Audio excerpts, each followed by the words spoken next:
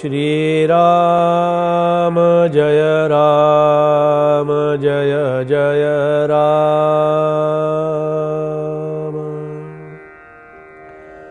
श्रीराम जय जय राम। श्रीराम जय जय राम।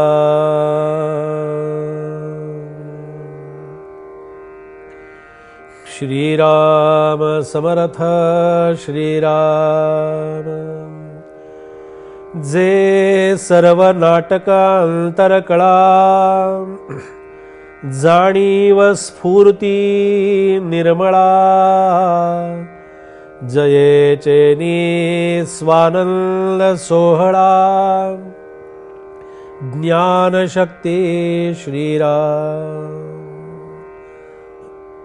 श्रीमद ग्रंथराज दासबोधातील शारदेचं स्तवन आपलं चाललेलं आहे।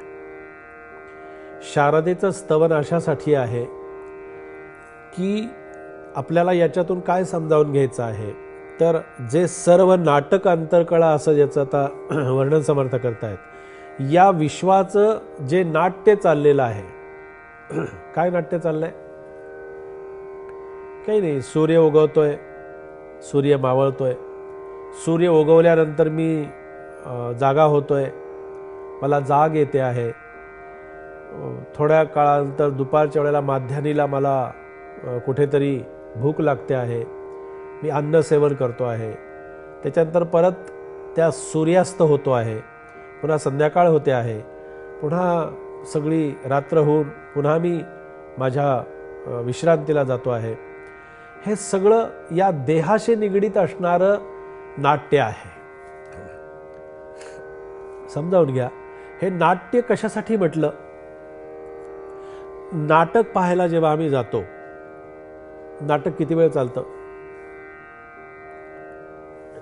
2 तास 3 तास 3 तास असं गृहीत धरून चला। 3 तासानंतर नाटक संपतं ना? हो बुवा, संपून जातं।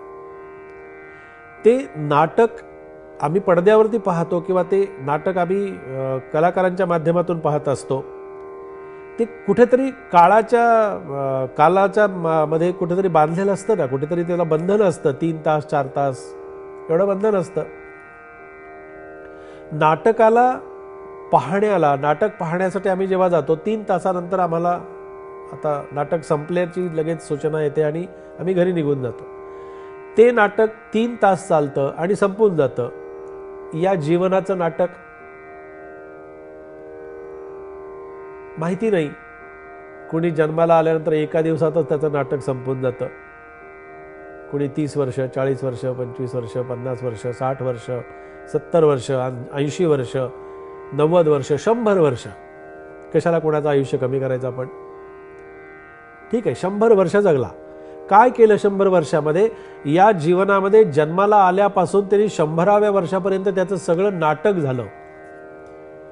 नाटक या शब्दाचा अर्थच असा आहे की जे खोटं आहे, खोटं अशा अर्थानं पहा की खोटं म्हणजे ते टिकलं का? 3 तासानंतर पुन्हा आणखीन ते नाटक चालूच राहिलं असतं तर मग खरं असतं नाटक, मग खरं आपण समजलं असतो। पण तसं नाही, ते नाटक संपतंय। तसं या जीवनाचं नाटक जे आहे, या जीवनाचा नाटक याचाच अर्थ असा की हे सगळे संपणारे विषय आहेत जीवनातले।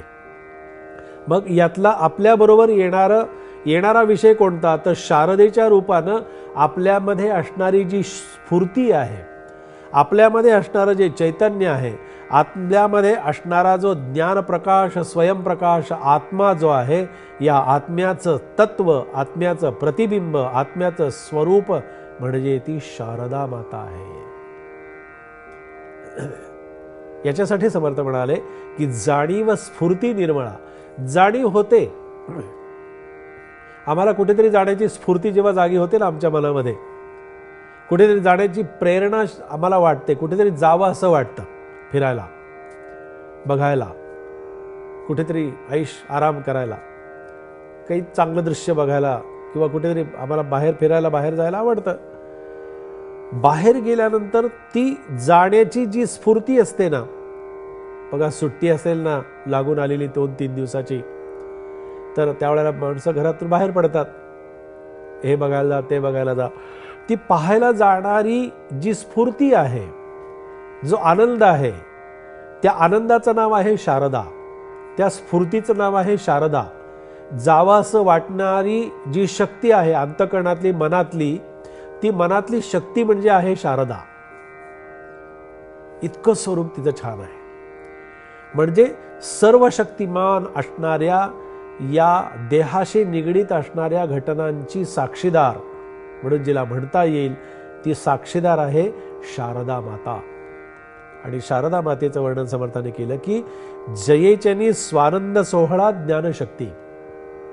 आमच्या जीवनामध्ये आम्ही अनेक अशा प्रकारचे आनंदाचे सोहळे उपभोगत असतो की नाही.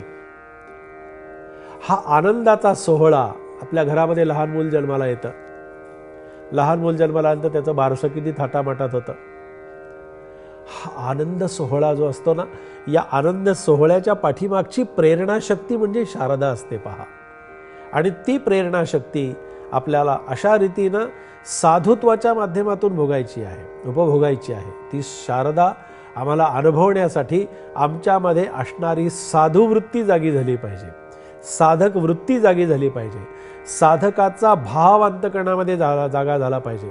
साधक म्हणजे नीट समजावून घ्या, आम्ही प्रत्येक जण माणूस म्हणून जे जन्माला आलेले आहोत ना, हे सगळे साधक आहोत. तू म्हणाल कसं काय? आम्हाला प्रत्येकाला काही ना काहीतरी साधायचं आहे की नाही. आपण एखादा पाहुणा घरी आला तरी म्हणतो ना, काहीतरी त्याचं असेल बरं का, त्याला साधायचं असेल काहीतरी, म्हणतो ना. कुठेतरी आम्ही जेव्हा जातो तेव्हा आम्हाला काहीतरी साधायचं असतं, कुणाकडून काहीतरी हवं असतं तेव्हा आम्हाला ते साधायचं असतं, साध्य करायचं असतं, मिळवायचं असतं, प्राप्त करायचं असतं, तेव्हा आम्ही तिकडे जातो. शारदा मातेची ज्ञानशक्ती जी आहे, ही फक्त ईश्वराला प्राप्त करून घेण्याचं साध्य अंतःकरणामध्ये रुजवणारी शक्ती आहे, अंतःकरणामध्ये रुजणारी शक्ती आहे, अंतःकरणातून ते दर्शन घडवणारी शक्ती आहे. आणि त्या शक्तीचं दर्शन घडावं, त्या शक्तीची प्राप्ती व्हावी, त्या शक्तीच्या माध्यमातून आपल्याला खऱ्या अर्थानं युक्ती आणि शक्ती जये ठाई, तेथे श्रीमंत नांदती, असं जे समर्थांनी वर्णन केलंय. अशी शक्ती आणि युक्ती ही ज्या ठिकाणी एकत्र येते आणि ती कार्यरत होते, ते कार्य करणं, त्या कार्याच्या पाठीमागची असणारी प्रेरणा, त्या कार्याच्या पाठीमागे असणारं सामर्थ्य आणि त्या कार्याच्या पाठीमागे असणारी चेतना जी असते, ती चेतना शक्ती म्हणजे शारदेची शक्ती असते. आणि अशा शारदेच्या शक्तीच्या माध्यमातून आपल्याला हे स्वरूप तत्वाचं चिंतन आपल्याला इथे करायचं आहे. आणि त्या स्वरूप तत्वाच्या चिंतनासाठी समर्थांनी हा शारदा मातेच्या चिंतनाचा सुंदर असा विचार आपल्यासमोर या माध्यमातून इथे ठेवलेला आहे. जय जय रघुवीर समर्थ.